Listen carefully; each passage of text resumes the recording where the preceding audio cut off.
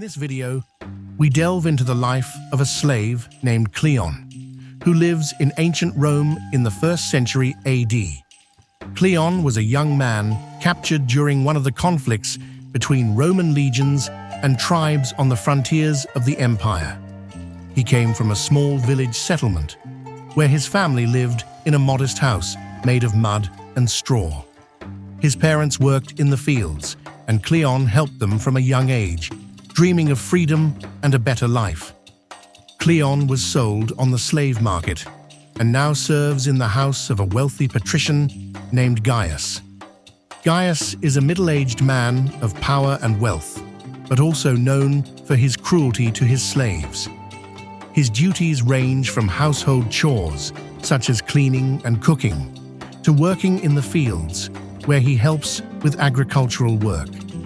At Gaius's house, Cleon faces harsh working conditions and constant supervision by overseers. His life is filled with suffering and hardship, but he maintains hope for freedom and dreams of reuniting with his family. In this video, we take an in-depth look at Cleon's daily routine, his responsibilities and the trials he faces, as well as his dreams and hopes for the future. Cleon's day began early, often before sunrise. He would be awakened at 6 a.m. by the sound of alarm clocks. It could be the shouts of overseers, the sound of drums being beaten, or even whistles. Slaves were not allowed to sleep longer than required, and even the slightest delay could result in punishment. Cleon got up quickly, trying not to make any noise so as not to wake the other slaves sleeping in the same room. The room was dark and stuffy, and the air was saturated with the smell of sweat and fatigue. Sleeping conditions were far from comfortable. Many slept on hard bedding, or even on the bare floor, crowded together with other slaves. It was not uncommon for Cleon to use old blankets or tattered cloth as some form of insulation. He remembered how his family used to gather around the table, where his mother would cook savory dishes and his father would tell stories of gods and heroes, a memory that brought him bitterness. After waking up, Cleon had very little time for morning rituals. He could wash his face when he had the chance, but more often than not, he had to make do with a small amount of water from the communal buckets. Guy's house had some amenities, but Cleon could not afford to take too much time for personal needs. Breakfast was modest: a piece of black bread, hard and dry, or some porridge, sometimes with vegetables, if they were lucky. Meals depended on where they lived. In wealthy homes, slaves could get a wider variety of food, while on the plantations, they were fed only the bare necessities. Breakfast was served quickly, and Cleon would get ready for the day's work, often with little time for conversation or discussion. He remembered his sister laughing and sharing her dreams with him, and that memory gave him strength. Cleon's workday began at 7 o'clock in the morning. He would go to his workstations, and hard physical labor awaited him. If he was working in the fields, he might be used to tilling the land, planting seeds, or harvesting crops. Working in the fields required great physical strength and endurance, and Cleon often worked under the blazing sun, feeling drops of sweat dripping down his forehead and back. In the cities, slaves could practice various trades, work in the homes of wealthy citizens, or run errands in the markets. Work was plentiful, and every minute counted. Cleon was often forced to work to the point of exhaustion and could feel very tired by the middle of the day. Depending on the season, Cleon's work varied. In the spring and summer, he was busy planting and harvesting, and in the fall, he was busy preparing the land for the next season. In the fields, Cleon worked with other slaves, and they often shared jokes and stories to lighten the hard work. Despite the oppression, they found joy in each other's company, sharing dreams of freedom and hope for a better future. Cleon recalled how his friend from a neighboring barracks, Titus, once told him of his plan to escape. This gave Cleon hope that one day he too could leave this place. After 2 hours of continuous work, Cleon could count on a short break. During this time, he could drink some water and eat if he was allowed to. In the fields, Cleon would often sit on the ground to rest and watch his comrades, who were also trying to regain their strength. This break was important for recovery, but Cleon often used it not only to rest, but also to exchange news with other slaves and discuss his hopes and fears. Even in these moments, however, he had to be careful, as talking could be considered inappropriate behavior. Occasionally, if he had food, he would share it, creating a sense of community and support among himself. These brief moments of companionship were important to him, and he often recalled how his sister laughed when they played as children, and how his parents taught him the value of friendship and support. After the break, the workday continued. Cleon went back to work, and the overseers became more strict. They watched every move the slaves made, and any mistake could result in punishment. Slowness, faulty work, or even talking among themselves could result in punishment. Punishments ranged from beatings to more severe forms of punishment, such as food deprivation or isolation. Cleon were often forced to work under tightly controlled conditions, which created an atmosphere of fear and depression. The working conditions were harsh. The sun was scorching, and the work required physical strength and endurance. Cleon could feel his muscles aching and his hands covered with calluses. He often thought about how his life would be different if he were free, and how he could return to his family.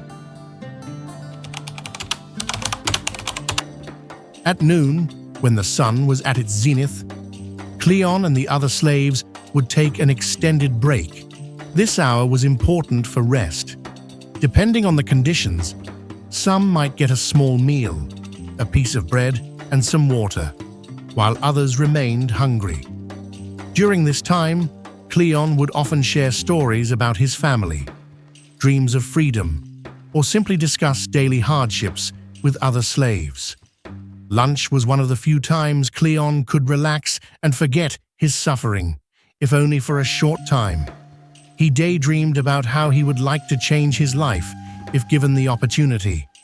This time was also used to share news of other slaves and their fates, which created a sense of unity among them. After the lunch break, work resumed. The work was especially hard on hot days, and Cleon often suffered from sunstroke and dehydration.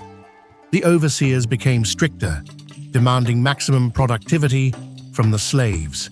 Work continued into the evening, and every hour was filled with physical labor. Cleon could work in the fields, perform household chores, or work in the workshops, depending on his role. Working conditions were brutal, and many slaves experienced physical pain and exhaustion. Work in the fields could involve not only harvesting, but also tilling the land, which required considerable effort. Cleon was often so tired that he felt he would not be able to get up, but he knew he could not allow himself to give up. Thoughts of his family and dreams of freedom kept him going.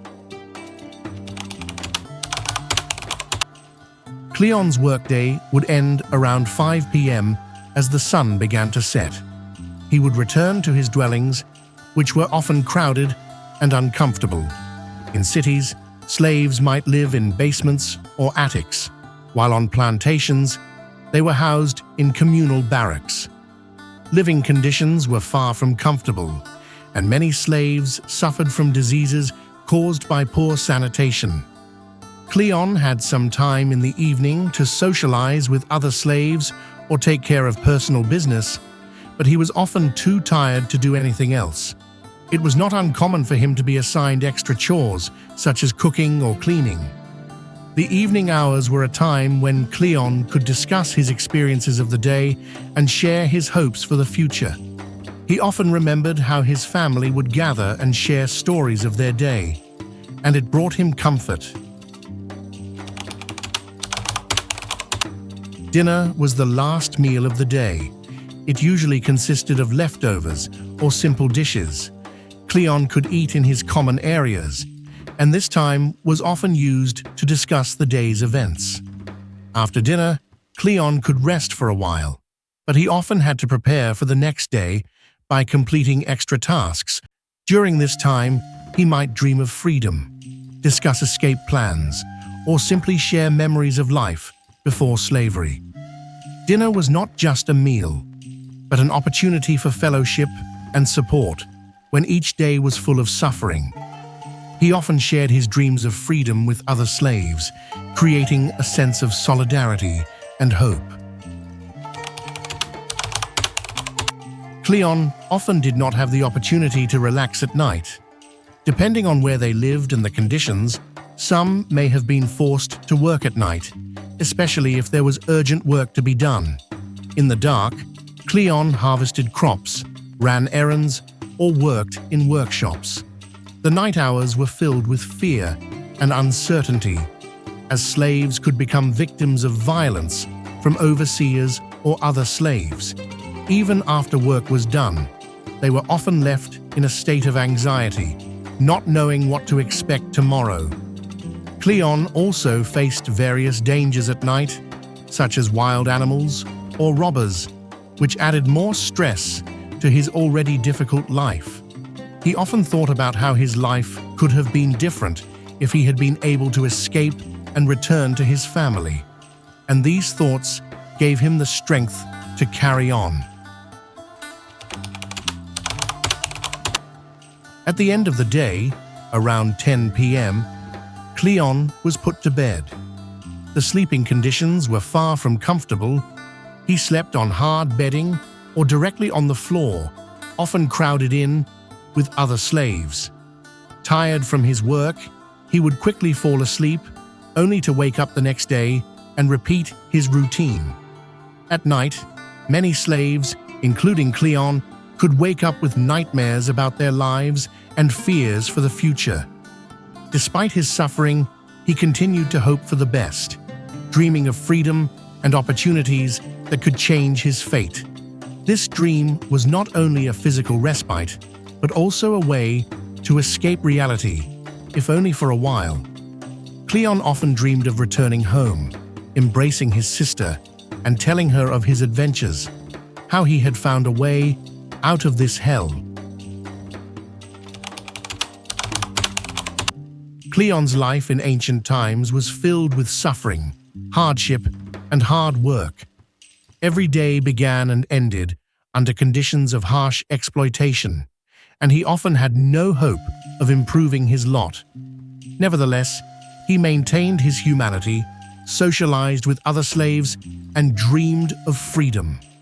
This article is only a brief description of his daily life, but it reminds us of the importance of cherishing freedom and remembering those who suffered in the past.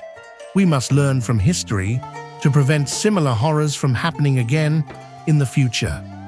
Slavery is not only a part of history, but also an important lesson about human dignity and the right to freedom that we must remember and respect. Thank you for being with us until the end. If you liked this video, don't forget to like and subscribe to our channel so that you don't miss any interesting new releases. Your comments are very important to us. Share your thoughts below. See you in the next videos.